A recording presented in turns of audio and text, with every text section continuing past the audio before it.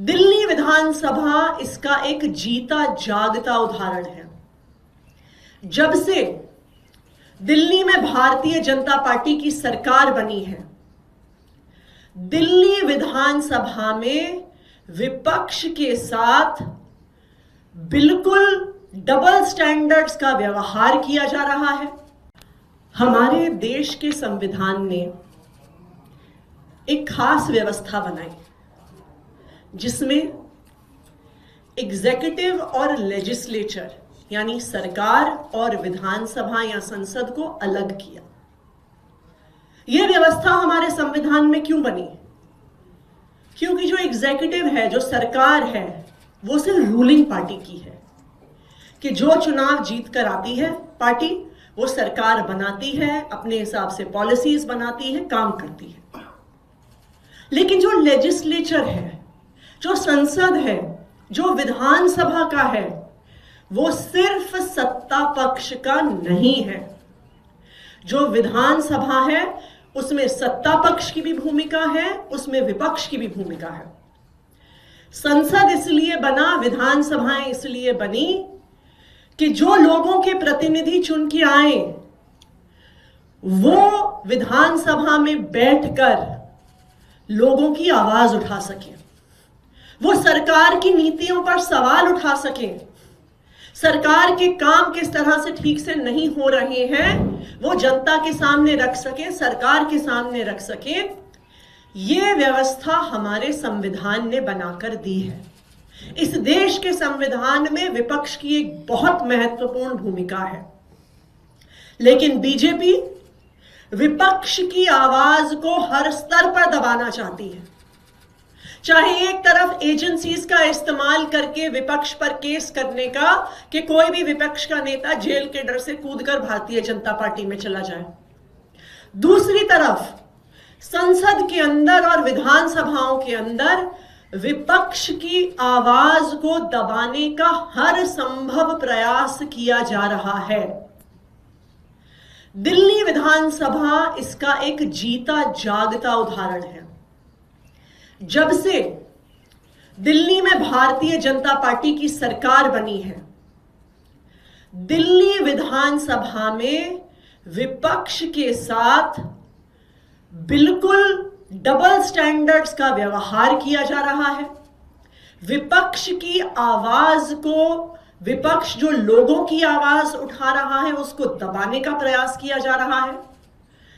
जब इस 8वीं विधानसभा का पहला सत्र हुआ था, उस पहले ही सत्र से जो बीजेपी के स्पीकर हैं, उन्होंने एक ऐसा कदम उठाया जो दिल्ली विधानसभा में कभी नहीं उठा था कि ना सिर्फ विपक्ष के विधायकों को हाउस से बाहर निकाला, विधानसभा के प्रेमिसेस से उठाकर बाहर फेंक दिया और हजारों की संख्या में पुलिस और सीआरपीएफ बल लगा दिया कि विपक्ष के विधायक विधानसभा के प्रेमिसेस के अंदर भी ना आ पाए। आप दिल्ली विधानसभा का इतिहास उठाकर देख लीजिए, ये आज तक दिल्ली विधानसभा में कभी नहीं हुआ था जो भारतीय जनता पार्टी रूटीन में पिछले 1 साल से करती आई है। जो पिछला विधानसभा का सत्र हुआ उसमें आम आदमी पार्टी के 4 विधायकों को सस्पेंड कर दिया गया बिना किसी कारण के।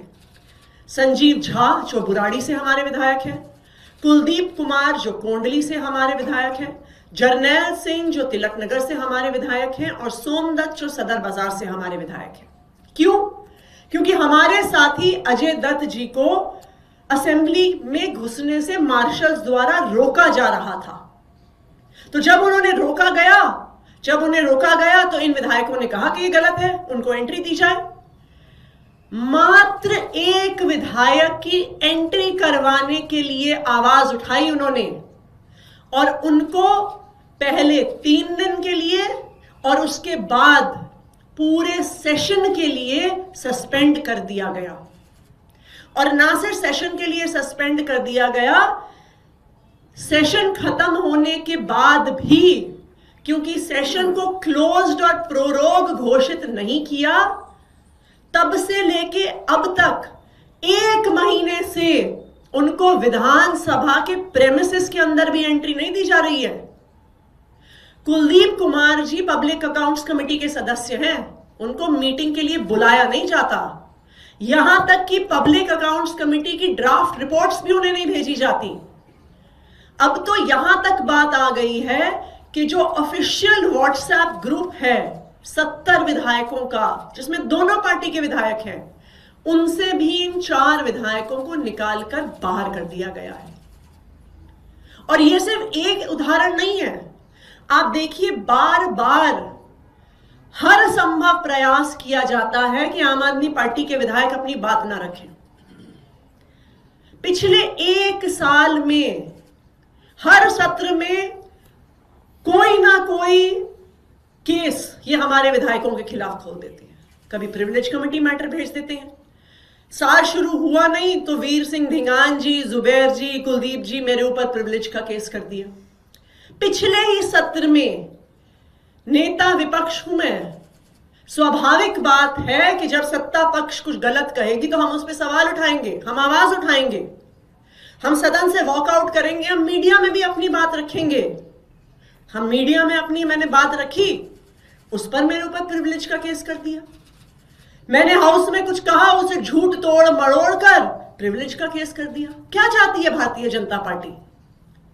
कि विपक्ष चुप हो जाए, कि विपक्ष कुछ बोल ही ना पाए?